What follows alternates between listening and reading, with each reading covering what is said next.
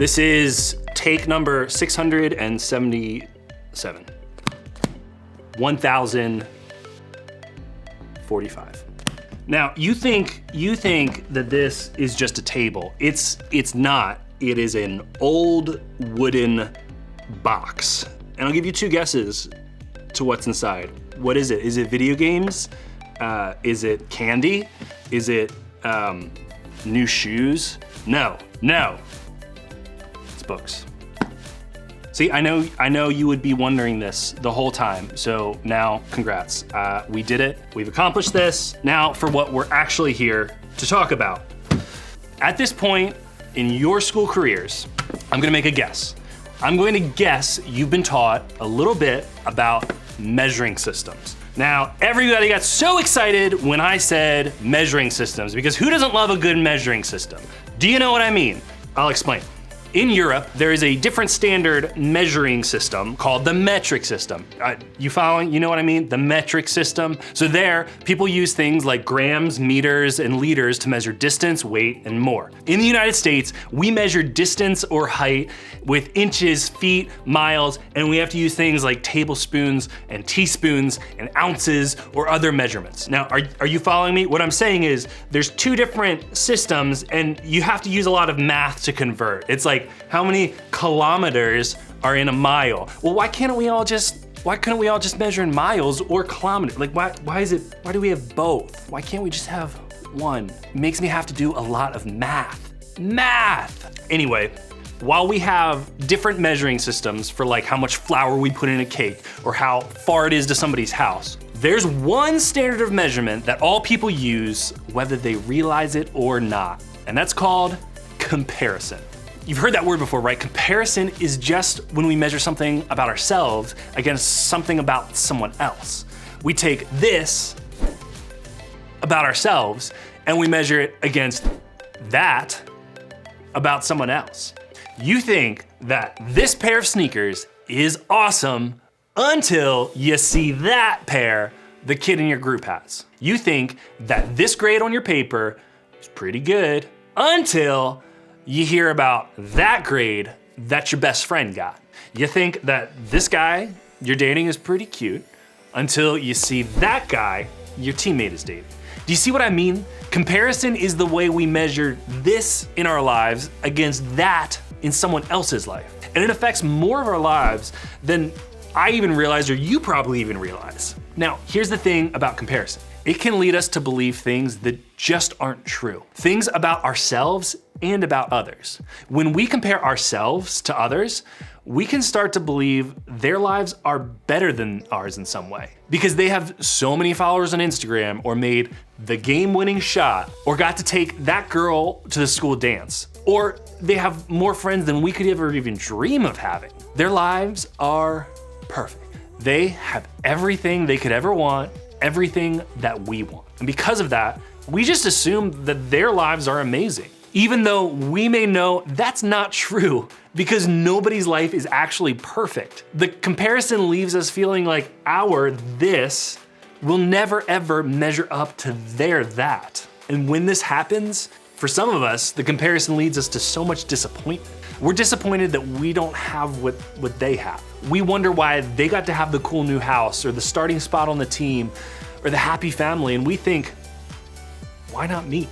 And you'll see, like, the more we compare, the more disappointed we are with what's like right in front of us. For others of us, this might be you might just get frustrated. Really, you just don't think it's fair. Don't we deserve to have all the cool stuff? Or the big friend group? Or that part in the school play? The fact that somebody else has what we want, what we think we deserve, well, that just doesn't feel fair. And that makes us mad. Or maybe it's different for you. And that feeling comparison brings into your life is hopelessness. Not only do you see something in someone else's life that you want, but you feel like you'll never have it. No matter what you do or how hard you try, you'll never be able to get where they are or have what they have. And that makes you feel hopeless. Or maybe comparison motivates you. Instead of giving up, you decide to try harder, to push faster, to do whatever you have to do to get to where they are. And while motivation and hard work aren't bad things, they can be unhealthy when comparison is the reason behind them. Maybe just maybe, when you compare yourself to others, you actually feel pretty good about yourself. You might even think that you're better than someone else, that you're more deserving of what you have than they are anyway. You might even look down on others because you feel like your life looks pretty good in comparison. Okay, so that was a lot of examples, and you might relate to one of those. Regardless of how comparison makes you feel or which of those examples you relate to most, here's what I think might be true. Comparison still never really takes you anywhere. Because as soon as you reach the thing you want, as soon as you go from your this to their that, you find something else to compare to.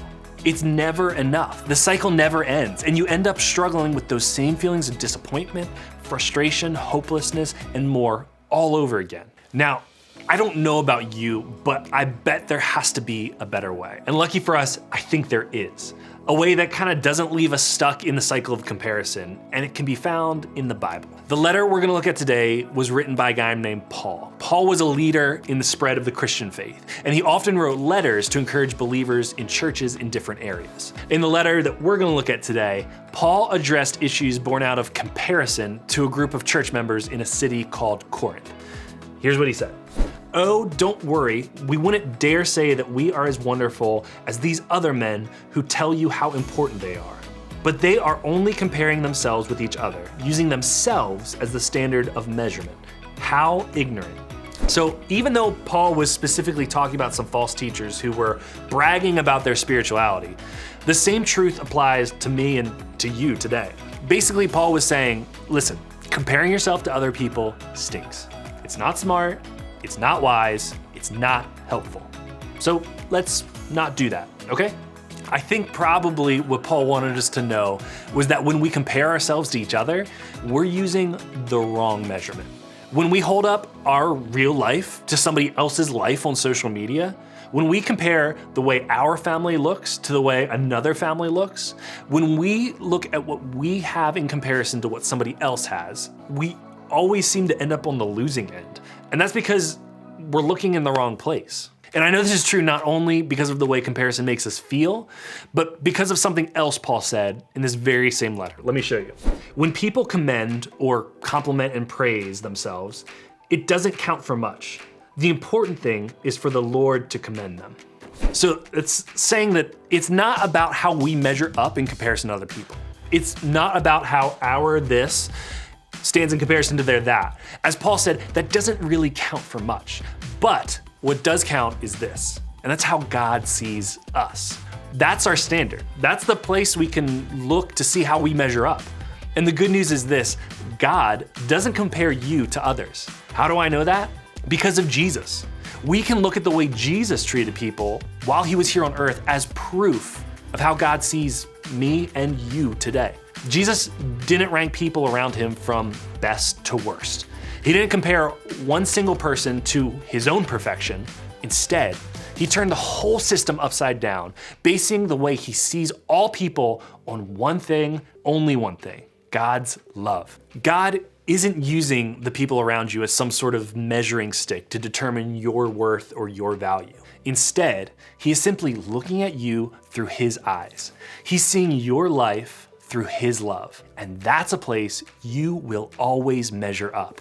So since this is true, since God doesn't compare you to others, then what can we do to stop comparing ourselves? There's one more truth I want to share with you that I think could help. It's some wisdom from a book called Proverbs that will give me and you an idea of where to start. Guard your heart above all else, for it determines the course of your life. Comparison starts in our hearts. It starts because something in us feels unhappy with this in our lives compared to that in somebody else's. So if we want to avoid that feeling, we have to stop it where it starts, and that's our hearts. As this proverb says, we have to guard our hearts. So here are a few ideas I have for how you can guard your heart. First, pay attention to your feelings. Notice the way your mood or your outlook changes when you start to compare yourself to somebody else. Do you feel disappointed, frustrated, angry, anxious? Those feelings might actually be clues that you're headed down a path of comparison.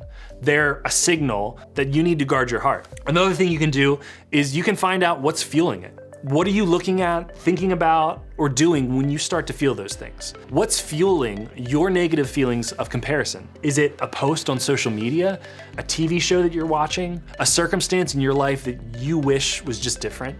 If it's something in your control, take a step away from it. Close the app, turn off the TV, take a break from that friend group for a day or so. Take a step to guard your heart from the things that cause you to compare. And if it's something you can't control, talk to somebody about it.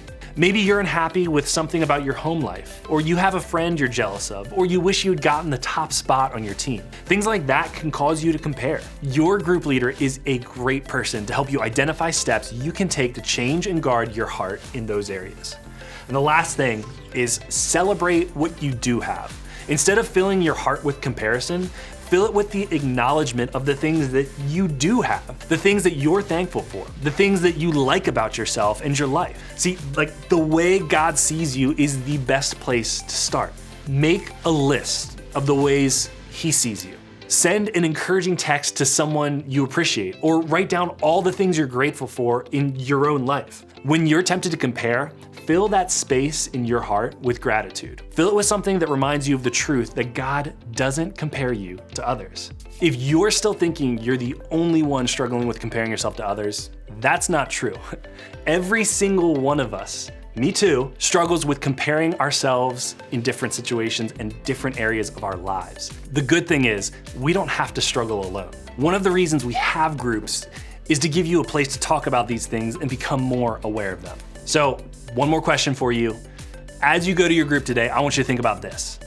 How does comparing myself to others usually make me feel? That was a spider. Peace.